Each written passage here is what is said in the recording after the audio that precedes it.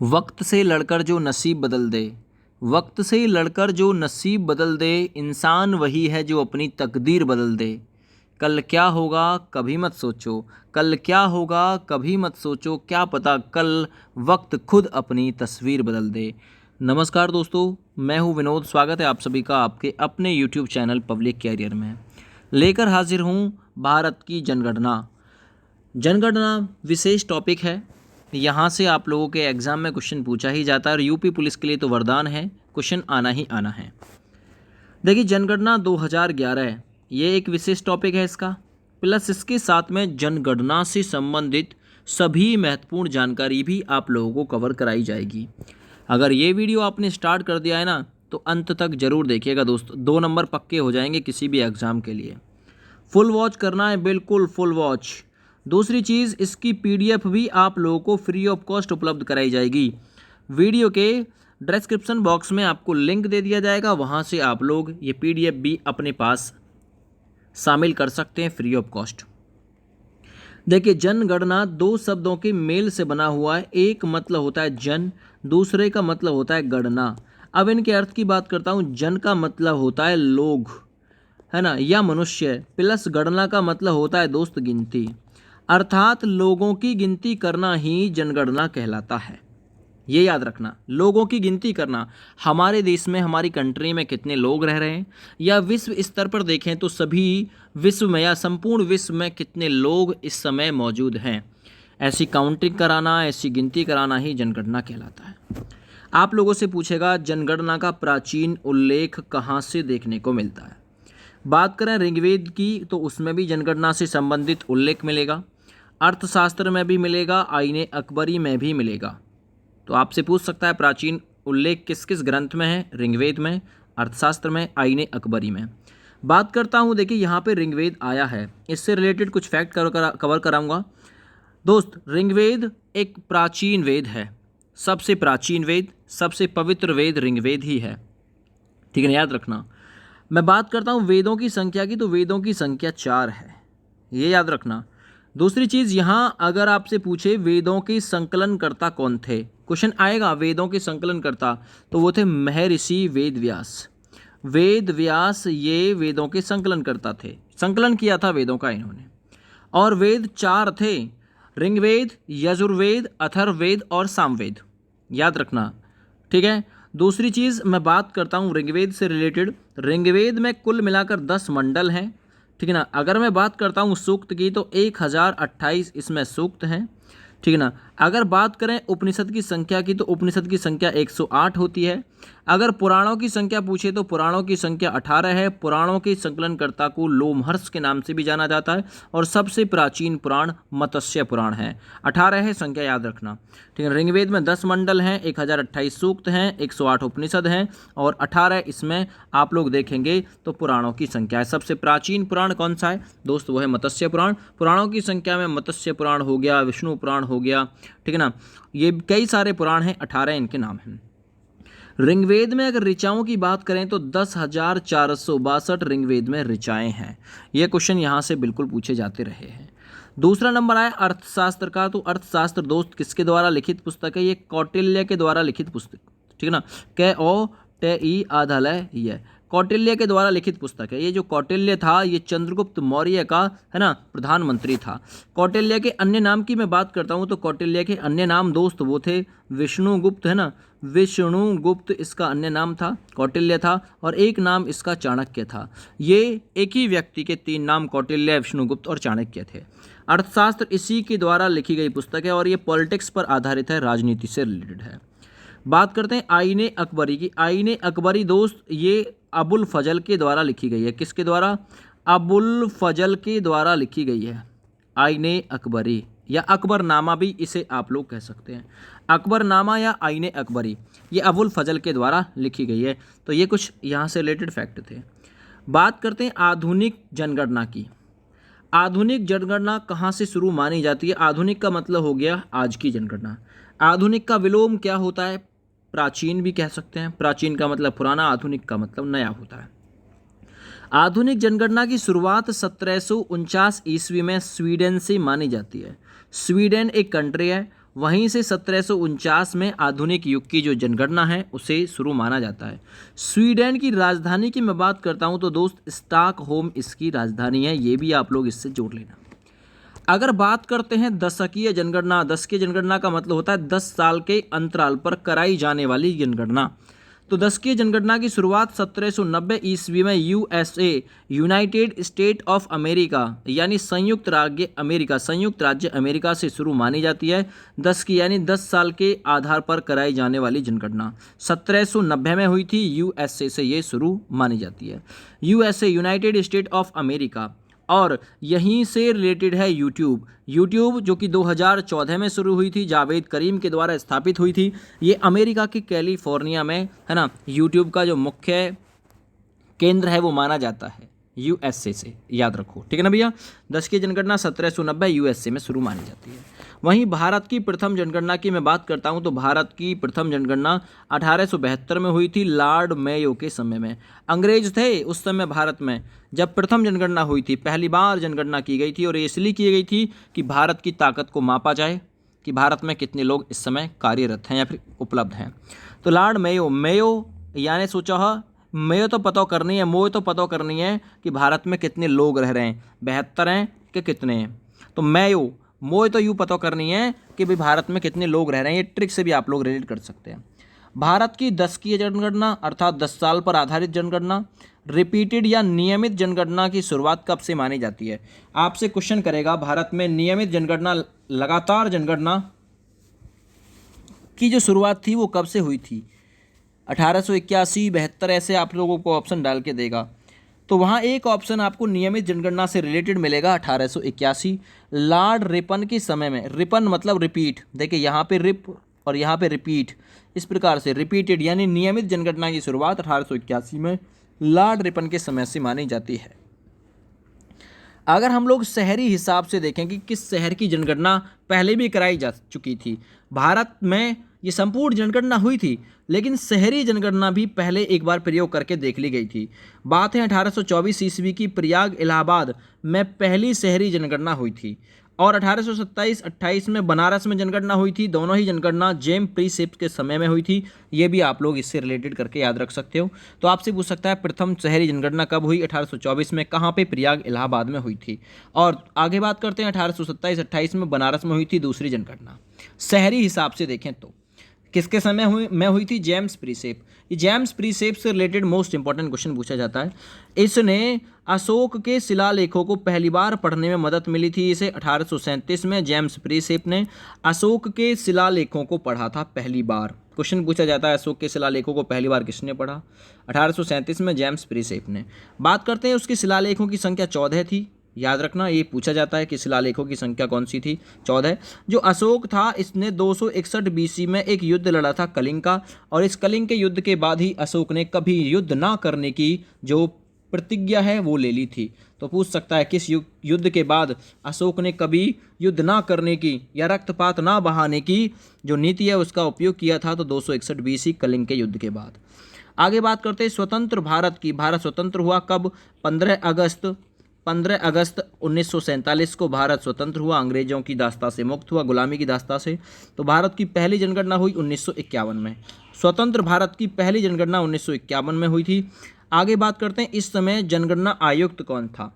जो भारत की स्वतंत्र भारत की पहली जनगणना थी उस समय जनगणना का आयुक्त था R.A. Gopal Swami. Important question बनेगा, R.A. गोपाल स्वामी जनगणना का आयुक्त था। आगे बात करते हैं जनगणना किस अनुच्छेद से रिलेटेड है? अनुच्छेद भी पूछा जा सकता है। और अधिनियम कौन सा था? तो देखिए जनगणना अनुच्छेद 246 के अंतर्गत, किस अंतर्गत? अनुच्छेद 246 के अंतर्गत तथा अधिनियम 1948 के तहत संघ सूची का विषय है। संघ सूची का विषय है। अब ये संघ सूची आ गई भाई। ये संघ सूची क्या है? ये एक लिस्ट है ना। ये किस अनुसूची के भाग में शामिल है? तो देखिए भारत के संविधान की 7वीं अनुसूची, 7वीं अनुसूची में 3 सूची शामिल हैं, 3 लिस्ट शामिल हैं। उसी में संघ सूची है, राज्य सूची है और एक संवर्ती सूची है। याद रखना। तो जनगणना 246 के तहत तथा अधिनियम 1948 के तहत संघ सूची का विषय है जनगणना, अर्थात इसे केंद्र सरकार कराएगी। संघ का मतलब होता है केंद्र, है ना। इस पे जनगणना पे केंद्र सरकार का अधिकार रहता है, केंद्र सरकार को ही इसमें जो खर्च होता है वो वहन करना होता है, केंद्र सरकार की ही जिम्मेदारी होती है जनगणना को कराना प्रत्येक 10 वर्ष के अंतराल पे। आगे बात करते हैं, भारत के संविधान में कुल मिलाकर 12 अनुसूची है। अभी डाउट क्लियर करता हूँ आपका। उसमें से 7वीं अनुसूची जो कि अनुच्छेद 246 से रिलेटेड है, इसमें 3 सूची हैं। 7वीं अनुसूची में 3 सूची यानी कि 3 लिस्ट शामिल हैं इसमें। भारत के संविधान में कितनी अनुसूची हैं? 12। याद रखना, जो 7वीं अनुसूची है उसमें 3 सूची शामिल हैं। अनुच्छेद 246 में इस बात का उल्लेख किया गया है।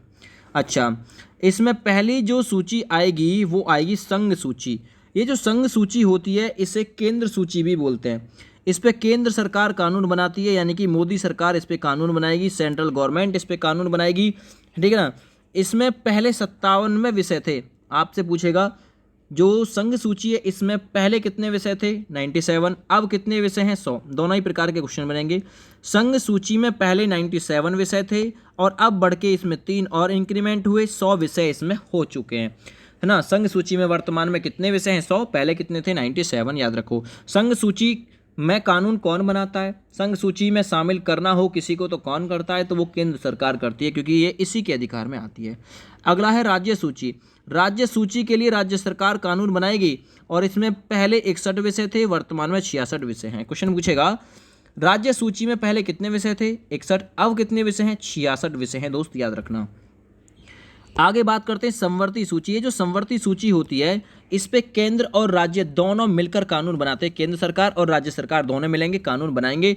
ये जो संवर्ती सूची है ना, शिक्षा इसी का विषय है, पुलिस राज्य सूची का विषय है दोस्त, याद रखना। ये चीज़ पूछा जाता है, ठीक है ना।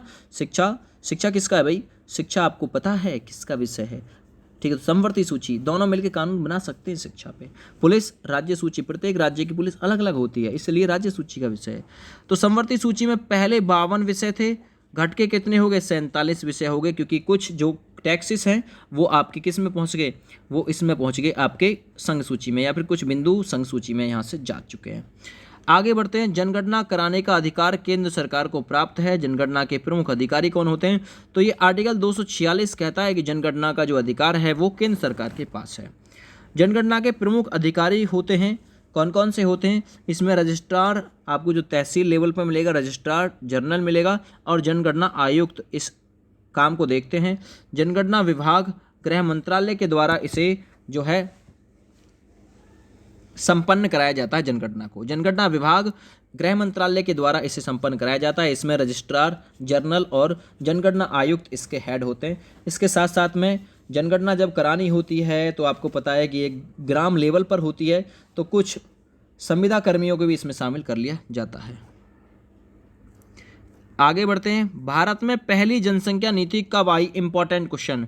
तो भारत में पहली जनसंख्या नीति आई थी 1976 में। जनसंख्या नीति कब आई? 1976, 1976।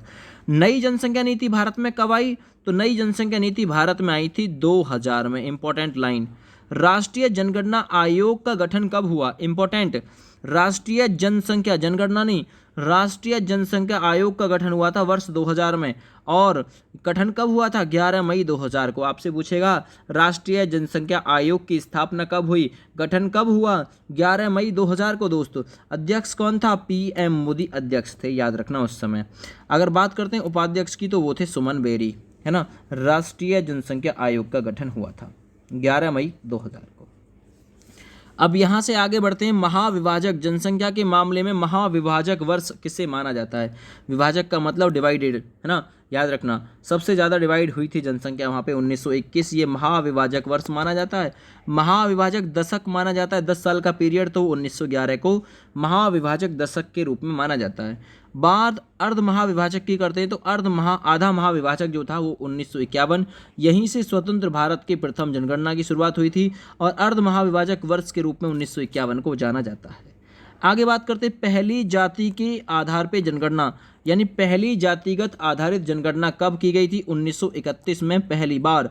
1931 में जातिगत जनगणना कराई गई थी जाति के आधार पे। स्वतंत्रता के बाद पहली बार जातिगत जनगणना कब कराई गई? तो स्वतंत्रता के बाद जनगणना कराई गई थी जातिगत रूप से 2011 में। और 2011 की जनगणना बहुत ज़्यादा इम्पोर्टेंट है, इसलिए यहाँ से डाल दीजिए आगे 2011 की जनगणना। और एक एक क्वेश्चन ध्यान से देखना दोस्त, क्योंकि एक एक क्वेश्चन आपके काम का है और आपके एग्ज़ाम के लिए इम्पोर्टेंट है। बात करते हैं 2011 की जनगणना की, तो ये कौन से नंबर की जनगणना है? 15वें नंबर की जनगणना। अब जो 2021 में होनी थी वो कौन से नंबर की जनगणना थी? तो वो 16वें नंबर की जनगणना थी, 16वां नंबर था उसका। अगर मैं बात करता हूँ स्वतंत्र भारत की जनगणना की, तो ये 7वें नंबर की जनगणना थी वर्ष 2011 वाली, ये 7वें नंबर की जनगणना थी। अगर मैं बात करता हूँ 2021 की जनगणना जो होनी थी, ये कौन से नंबर की जनगणना थी स्वतंत्र भारत की? तो वो 8वें नंबर की जनगणना थी, याद रखना।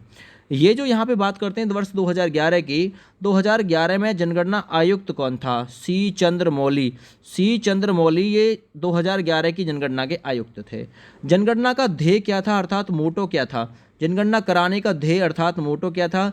अवर कैनस अवर फ्यूचर। कैनस कहते हैं CENSUS, कैंसिस बोल दो, कैसिस बोल दो, जो भी है ना, अवर कैसिस बोल दो, अवर कैसिस अवर फ्यूचर, यानी हमारी जनगणना हमारा भविष्य, ये आदर्श वाक्य था किसका? 2011 की जनगणना का। 2011 की जनगणना का शुभंकर कौन था? महिला संगणक, जिसे प्रगणक शिक्षिका भी कहते हैं। ये 2011 की जनगणना का शुभंकर था, महिला संगणक या प्रगणक शिक्षिका। आगे बात करते हैं जनसंख्या के मामले में। जनसंख्या के मामले में सबसे अधिक जनसंख्या किस राज्य की है? यूपी। जनसंख्या के मामले में सबसे अधिक है उत्तर प्रदेश। और क्षेत्रफल के मामले में चौथा स्थान है, सबसे पहले आता है आरजे, आरजे के बाद में एमपी मध्य प्रदेश, राजस्थान के बाद में मध्य प्रदेश, फिर आता है एमएच यानी कि महाराष्ट्र, फिर आता है चौथे नंबर पर क्षेत्रफल के मामले में यूपी। और वहीं जनसंख्या के मामले में बात करता हूं तो यूपी एक ऐसी जनसंख्या को लिए हुए है ना, किसी देश में इतनी जनसंख्या होगी जितनी कि भारत में उत्तर प्रदेश में है ओनली।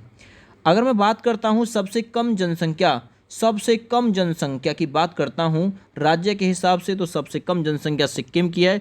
और जनसंख्या में अगर मैं बात करता हूँ केंद्र शासित प्रदेश की, तो सबसे कम जो जनसंख्या है वो लक्षद्वीप की है। बाद बाकी आप इन्हें करना चाहो अपने हिसाब से नोट कर लेना, नहीं तो कोई बात ही नहीं है ना। सबसे अधिक जनसंख्या पूछी जाती है, सबसे अधिक जनसंख्या यूपी की, फिर एमएच की है, याद रखना, महाराष्ट्र की, फिर बिहार है, फिर वेस्ट बंगाल है। अगर मैं जनसंख्या के मामले में बात करता हूँ सबसे कम जनसंख्या, तो वो है ना राज्य के हिसाब से देखें तो सिक्किम की है, सबसे कम राज्य के हिसाब से। और इसमें अगर मैं बात करता हूँ केंद्र शासित प्रदेश की तरफ से, तो वो लक्षद्वीप की है, याद रखना। सबसे ज़्यादा दिल्ली की है जनसंख्या, सबसे ज़्यादा केंद्र शासित प्रदेश के हिसाब से देखें तो, और सबसे कम लक्षद्वीप की है। आगे बढ़ते हैं, इसी में अगला पॉइंट है लिंग अनुपात। सबसे पहले तो जानते हैं कि लिंग अनुपात आखिर होता क्या है। दोस्त, लिंग अनुपात होता है प्रत्येक 1000 पुरुषों पर स्त्रियों की संख्या। यानी एक सर्वे किया जाता है जिसमें 1000 पुरुषों का डाटा लिया जाता है, उस पर यह देखा जाता है कि 1000 यदि हम पुरुष लेते हैं एवरेज औसतन पूरी जनगणना करने के बाद, कि आखिर स्त्रियां कितनी रहीं 1000 पुरुषों पर, ठीक है ना। तो आपसे पूछे लिंग अनुपात क्या है? प्रत्येक 1000 पुरुषों पर स्त्रियों की संख्या। सबसे ज़्यादा लिंग अनुपात किस राज्य का है? तो सबसे ज़्यादा महिलाएं आपको देखने के लिए मिलेंगी 1000 पुरुषों पर 1084, है ना, केरल राज्य में। तो केरल का लिंग अनुपात सबसे ज़्यादा है 1084। तमिलनाडु का लिंग अनुपात 996 है 1000 पुरुषों पर। आंध्र प्रदेश का लिंग अनुपात 993 है। भारत का लिंग अनुपात कितना है? 943, 1000 पुरुषों पर स्त्रियों की संख्या है। आगे बात करते हैं 1000 पुरुषों पर स्त्रियों की संख्या। न्यूनतम राज्य कौन सा जहां सबसे कम है? हरियाणा। आपसे पूछेगा सबसे कम लिंग अनुपात किस राज्य का है? तो वो हरियाणा है, जिसका 879 लिंग अनुपात है। सबसे ज़्यादा लिंग अनुपात वाला राज्य कौन सा है? तो वो केरल है 1084। बाद बाकी और ज़्यादातर किसी का पूछता नहीं है। और बात करें JNK की तो 889 है ना। सिक्किम की 890 है लिंग अनुपात। तो दो तीन क्वेश्चन बनते हैं यहाँ से आपके कवर हो गए। अगर मैं बात करता हूँ संघ शासित प्रदेश यानी केंद्र शासित प्रदेशों के हिसाब से, तो सबसे ज़्यादा लिंग अनुपात पुदुचेरी का है, केंद्र शासित प्रदेश का। किस केंद्र शासित प्रदेश का लिंग अनुपात सबसे ज़्यादा है? तो वो है पुदुचेरी, जिसकी महिलाओं की संख्या जहाँ पे 1037 है प्रत्येक 1000 पुरुषों पर। लक्षद्वीप में 947 है, याद रखना। न्यूनतम जनसंख्या वाला केंद्र शासित प्रदेश कौन सा है? दमनदीप। सबसे कम लिंग अनुपात है 618 है ना, महिलाएं हैं प्रत्येक 1000 पुरुषों पर। और वहीं दादरा नगर हवेली की बात करें तो 774 है। दोस्त यहाँ एक कहानी और जुड़ी हुई है, बात है 31 अक्टूबर 2019 की। हुआ क्या था? 31 अक्टूबर 2019 को J&K यानी 31 अक्टूबर 2019 से पहले भारत में 29 राज्य और 7 केंद्र शासित प्रदेश थे। लेकिन 31 अक्टूबर 2019 के बाद एक राज्य को कम किया गया, वो राज्य था J&K, जम्मू एंड कश्मीर। इस राज्य के स्थान पर 2 नए केंद्र शासित प्रदेश बनाए गए थे, है ना। तो वो एक तो जम्मू कश्मीर था और एक था लेह, याद रखो, लेह लद्दाख। तो मैं बात करता हूँ फिर 31 अक्टूबर 2019 के बाद की, तो इसके बाद भारत में 28 राज्य और 9 केंद्र शासित प्रदेश हो गए। लेकिन फिर बात आती है 26 जनवरी 2020 की। 26 जनवरी 2020 को होता क्या है? दमनदीप और दादरा नगर हवेली को मिला के एक कर दिया गया। इस प्रकार से भारत में इस प्रकार से वर्तमान में भारत में 28 राज्य और 8 केंद्र शासित प्रदेश हैं। ये 26, ठीक है ना, 26 जनवरी 2020 के बाद का डाटा है। और वर्तमान में भी 28 राज्य और 8 केंद्र शासित प्रदेश ही हैं। आगे बढ़ते हैं, जनसंख्या घनत्व से बात करते हैं। जनसंख्या घनत्व क्या होता है दोस्त? डेंसिटी बोलते हैं इसे, जनसंख्या घनत्व। प्रत्येक 1 किलोमीटर के क्षेत्र में निवास करने वाली जनसंख्या का औसत जो होता है उसे घनत्व बोला जाता है। 1 किलोमीटर का दायरा लिया जाता है, उसमें ये देखा जाता है कितने लोग यहाँ पे रहते हैं, उसे ही जनसंख्या घनत्व कहा जाता है। अगर मैं राज्य की तरफ से देखूँ तो सबसे ज़्यादा जनसंख्या घनत्व किस राज्य का है? बिहार का। 1106 व्यक्ति प्रत्येक किलोमीटर के दायरे में रहते हैं। सबसे कम लिंग अनुपात वाला राज्य कौन सा है? तो वह है अरुणाचल प्रदेश, 17 लोग मात्र निवास करते हैं। आगे मैं बात करता हूँ यूटी की। सबसे कम और सबसे ज़्यादा लिंग अनुपात वाला केंद्र शासित प्रदेश कौन सा है? तो सर्वाधिक लिंग अनुपात दिल्ली का है, 11,320 कैंडिडेट यहाँ पे रहते हैं। और न्यूनतम लिंग अनुपात वाला केंद्र शासित प्रदेश कौन सा है? अंडमान निकोबार। यहाँ पे 46 व्यक्ति मात्र 1 किलोमीटर के दायरे में रहते हैं। तो ये जनसंख्या घनत्व का आंकड़ा था। आगे बात करता हूँ जिलेवार घनत्व की। जिलेवार घनत्व, तो सर्वाधिक जिलेवार घनत्व वाला जो एरिया है वो कौन सा है? उत्तर पूर्वी दिल्ली। यहाँ पे सबसे ज़्यादा घनत्व है जिले के हिसाब से, डेंसिटी के हिसाब से। 1 किलोमीटर के दायरे में सबसे ज़्यादा जनसंख्या रहती है यहाँ पे, जिलेवार। न्यूनतम दिबांग घाटी अरुणाचल प्रदेश। सबसे कम जिले का जो जनसंख्या घनत्व है वो दिबांग घाटी अरुणाचल प्रदेश। फिर साबा J&K। साक्षरता की बात कर लेते हैं अब। साक्षरता मतलब पढ़े लिखे लोग, है ना। साक्षरता का मतलब शिक्षा ही होता है। सबसे ज़्यादा राज्य की तरफ, यूटी की तरफ सबसे कम, ये सारे पॉइंट कवर करेंगे। साक्षरता का मतलब सबसे ज़्यादा पढ़े लिखे लोग कहाँ पे हैं, किस राज्य में है? तो सबसे ज़्यादा पढ़े लिखे लोग केरल में हैं, 94% यहाँ पर लोग पढ़ते हैं, लगभग 94% के आसपास 2011 की जनगणना के अनुसार। और सबसे कम कैंडिडेट कहाँ के पढ़ते हैं? बिहार के 61.80%। 61.80% लोग यहाँ पे पढ़ते हैं। बात करते हैं सर्वाधिक जो यूटी है यानी केंद्र शासित प्रदेश, है ना, साक्षरता के मामले में सर्वाधिक कहाँ की जनसंख्या सबसे ज़्यादा पढ़ती है? लक्षद्वीप की। लक्षद्वीप 91.80% लोग यहाँ पे पढ़ते हैं। अगर बात करता हूँ सबसे कम केंद्र शासित प्रदेश जिसका जनसंख्या साक्षरता जो है वो है न्यूनतम, दादरा नगर हवेली का सबसे कम, है ना। ये 76.2% लोग यहाँ पे पढ़ते हैं इस केंद्र शासित प्रदेश के हिसाब से देखें तो साक्षरता के मामले में सर्वाधिक साक्षरता वाला केंद्र शासित प्रदेश लक्षद्वीप 91.80%। आगे बात करता हूँ न्यूनतम साक्षरता वाला केंद्र शासित प्रदेश दादरा नगर हवेली, ये 76.2% लोग यहाँ पे पढ़ते हैं। आगे बात करता हूँ यूपी से रिलेटेड। देखिए यूपी की बात कर लेते हैं। यूपी की जनसंख्या, देखिए जनसंख्या के मामले में यूपी का पहला स्थान है। अगर मैं बात करता हूँ यूपी में पुरुष कितने परसेंट है? 52.29% यूपी में पुलिस हैं, मतलब यूपी में पुरुष हैं, पुलिस नहीं। महिला जो है 47.71% है, लगभग 5% का अंतर है। तभी बिहार से शादी करके, झारखंड से शादी करके लोग यूपी में लाते हैं। क्षेत्रफल में बात करता हूँ तो 4th नंबर आता है, यूपी का 4था नंबर है क्षेत्रफल के मामले में। राजस्थान के बाद में एमपी, पहला क्षेत्रफल के मामले में सबसे बड़ा राज्य राजस्थान, उसके बाद में एमपी मध्य प्रदेश, फिर एमएच महाराष्ट्र और फिर चौथे नंबर पे आता है यूपी। क्षेत्रफल के मामले में चौथे स्थान पे है, जनसंख्या के मामले में 1st नंबर पे है यूपी। आगे बात करता हूँ जिलेवार सर्वाधिक जनसंख्या। सबसे ज़्यादा जनसंख्या वाला जिला कौन सा है? प्रयागराज, फिर मुरादाबाद, फिर गाजियाबाद, आजमगढ़ और लखनऊ, ये सर्वाधिक जनसंख्या वाले जिले हैं। उत्तर प्रदेश में कुल मिलाकर 75 जिले हैं, 18 मंडल हैं। उत्तर प्रदेश के मुख्यमंत्री योगी आदित्यनाथ जी हैं इस समय, और उत्तर प्रदेश के राज्यपाल आनंदीबेन पटेल हैं। उत्तर प्रदेश की न्यायिक राजधानी कहाँ पे है? न्यायिक राजधानी बताइए। लखनऊ है, याद रखो। जिलेवार न्यूनतम जनसंख्या, सबसे कम जनसंख्या वाला जिला कौन सा है? महोबा। सबसे ज़्यादा जनसंख्या वाला जिला कौन सा है? उत्तर प्रदेश का प्रयागराज। महोबा के बाद में चित्रकूट है, ठीक ना, थोड़ा इससे ऊपर हमीरपुर, थोड़ा इससे ऊपर श्रावस्ती और ललितपुर। सबसे कम महोबा की, सबसे ज़्यादा प्रयागराज की जनसंख्या है जिलेवार। आगे बात करता हूँ यूपी में सर्वाधिक पुरुष जनसंख्या। तो यूपी में सर्वाधिक पुरुष कहाँ पे रहते हैं? प्रयागराज, फिर मुरादाबाद में। यूपी में सर्वाधिक महिला जनसंख्या प्रयागराज और आजमगढ़ की है। प्रयागराज याद रखो।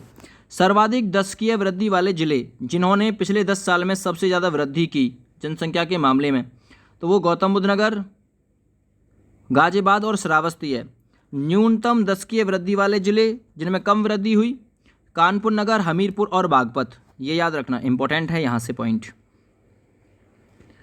आगे बात करते हैं नेक्स्ट पॉइंट की, अनुसूचित जाति यानी एससी के बारे में क्वेश्चन पूछा जाता है। यूपी की जनसंख्या का एससी जो है यूपी में 20.69% है। तो आपसे पूछेगा परसेंटेज के हिसाब से यूपी में एससी यानी अनुसूचित जाति की संख्या कितनी है? तो वह 20.69% के आसपास। देश की आबादी का कुल मिलाकर 16.6% लोग एससी हैं। तो पूछेगा भारत की आबादी का कितने प्रतिशत लोग एससी हैं, है ना, यानी शेड्यूल कास्ट में जो आते हैं अनुसूचित जाति में, तो वो है 16.6%। देश में सर्वाधिक एससी कहाँ पे है? पूछ सकता है क्वेश्चन, यूपी में। सर्वाधिक परसेंटेज के हिसाब से एससी कहाँ पे निवास करते हैं? तो वो पंजाब में निवास करते हैं, 31.9% के आसपास। सबसे ज़्यादा पंजाब में निवास करते हैं। और बात करते हैं परसेंटेज के हिसाब से पंजाब में, और सबसे ज़्यादा निवास करते हैं यूपी में, याद रखो। यूपी में सर्वाधिक, है ना, यूपी में सर्वाधिक कहाँ पे रहते हैं? तो यूपी में सर्वाधिक ये सीतापुर में, और सबसे कम एससी निवास करते हैं तो वो बागपत में। तो आपसे पूछ सकता है सबसे ज़्यादा एससी जो कैटेगरी है वो कहाँ पे निवास करती है? यूपी के सीतापुर में। सबसे कम कहाँ पे मिलेंगे देखने को? बागपत में। अब डाल दीजिए एसटी। यूपी में एसटी यानी शेड्यूल, मतलब एसटी पिछड़ी जनजाति में आते हैं, अनुसूचित जनजाति नाम देते हैं इसको, ठीक है। देश में लगभग बात करता हूँ तो 8.6% के आसपास हैं एसटी। यूपी में कुल मिलाकर बात करता हूँ एसटी की संख्या 0.57% के आसपास है मात्र, एसटी की जनसंख्या। यूपी में सर्वाधिक एसटी कहाँ पे निवास करते हैं? सोनभद्र में। और सोनभद्र को जनजातीय जिला भी कहा जाता है, पूछा जाता है जनजातीय जिला कौन सा है? सोनभद्र। यूपी में सबसे कम कहाँ पे निवास करते हैं? तो ये एसटी भी यूपी के बागपत में सबसे कम निवास करते हैं, और सबसे ज़्यादा सोनभद्र में निवास करते हैं। और कुल मिला के एसटी की संख्या देश में 8.6% है, यूपी में 0.57% के आसपास है। भारत में सर्वाधिक कहाँ पर रहते हैं? एमपी में। भारत में सर्वाधिक एसटी की जनसंख्या एमपी, मध्य प्रदेश में। परसेंटेज के हिसाब से एसटी की जनसंख्या आपसे पूछेगा तो वो लक्षद्वीप में है 94.8% और मिजोरम में 94.4% के आसपास है एसटी की जनसंख्या, ठीक है ना, याद रखना ये भी। भारत की जनसंख्या विश्व की जनसंख्या का कुल मिला के कितना प्रतिशत है? तो भारत की जनसंख्या विश्व की कुल जनसंख्या का 17.76% के आसपास है। 76 नहीं बोलते वैसे, पॉइंट के बाद के जो डिजिट होते हैं वो ऐसे बोले जाते हैं, 70 या 17.76% ऐसे बोलते हैं। भारत की जनसंख्या 2011 की जो जनसंख्या थी या जनगणना थी, भारत की जनगणना 2011 को कितने भागों में, कितने चरणों में आयोजित कराया गया था? 2 चरणों में आयोजित कराया गया था। ये यूपी पुलिस ने क्वेश्चन पूछा था कि भारत की जनगणना 2011 को कितने चरणों में आयोजित कराया गया? 2 चरणों में। आगे मकान सूचीकरण था पहला, एवं आवासीय जनगणना थी, अप्रैल से सितंबर 2010 तक चली थी। और जनगणना जनसंख्या के आधार पर जो चली थी 9 से 28 फरवरी 2011 तक चली थी। तो ये 2 चरणों में संपन्न कराई गई थी 2011 की जनगणना, और यही क्वेश्चन एग्जामिनर ने पूछा था। आगे विश्व जनसंख्या दिवस कब मनाया जाता है? 11 जुलाई को मनाया जाता है। 1951 के जनगणना के अनुसार साक्षरता दर कितनी थी?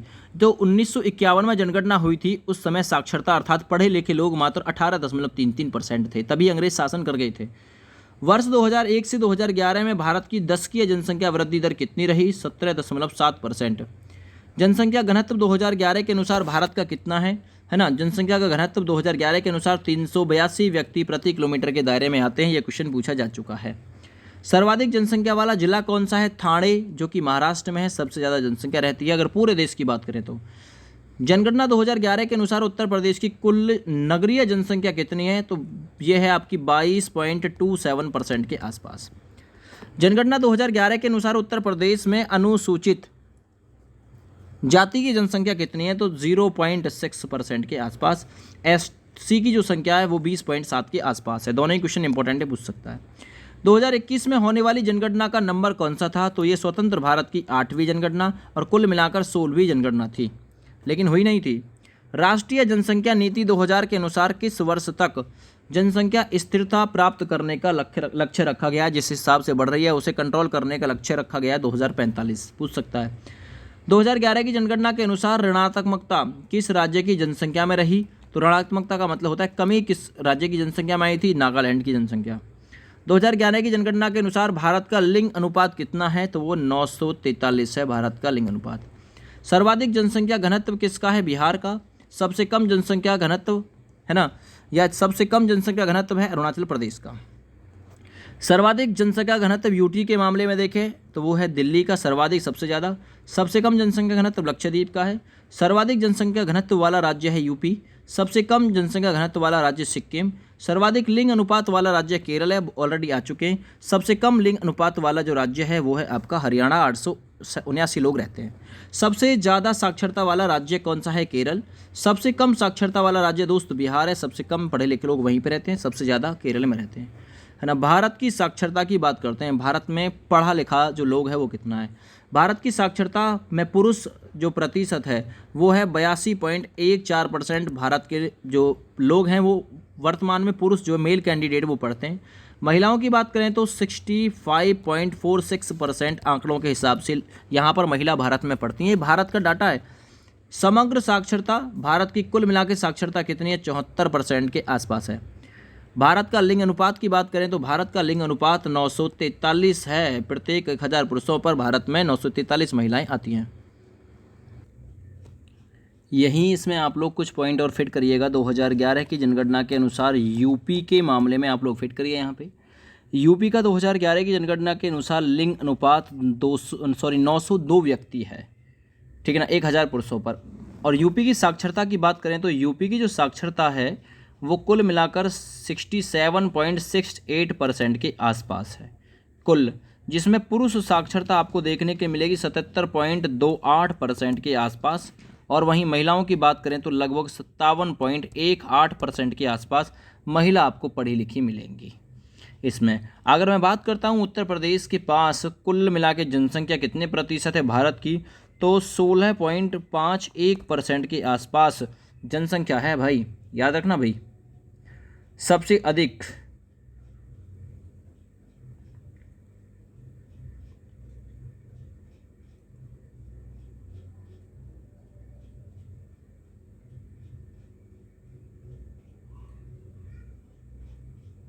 भारत का लिंग अनुपात कितना है भाई?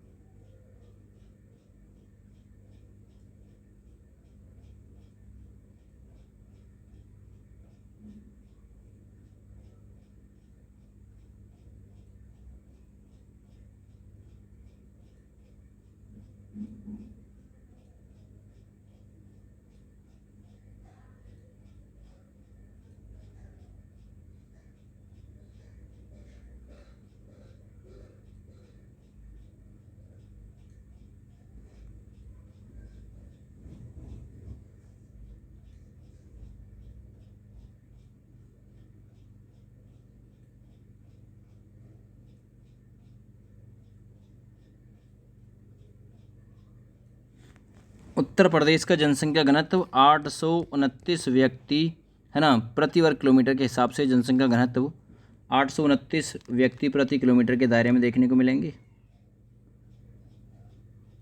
अगर आपसे पूछे 2001 से 11 तक के दौरान साक्षरता में वृद्धि कितनी आई? 11.36% के आसपास।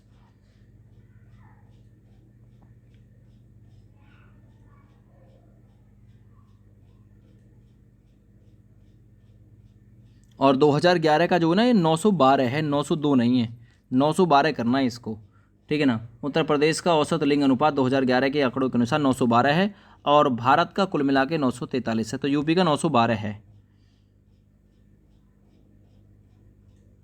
देख रहा हूँ और जो आपके लिए इम्पोर्टेंट क्वेश्चन है उनको।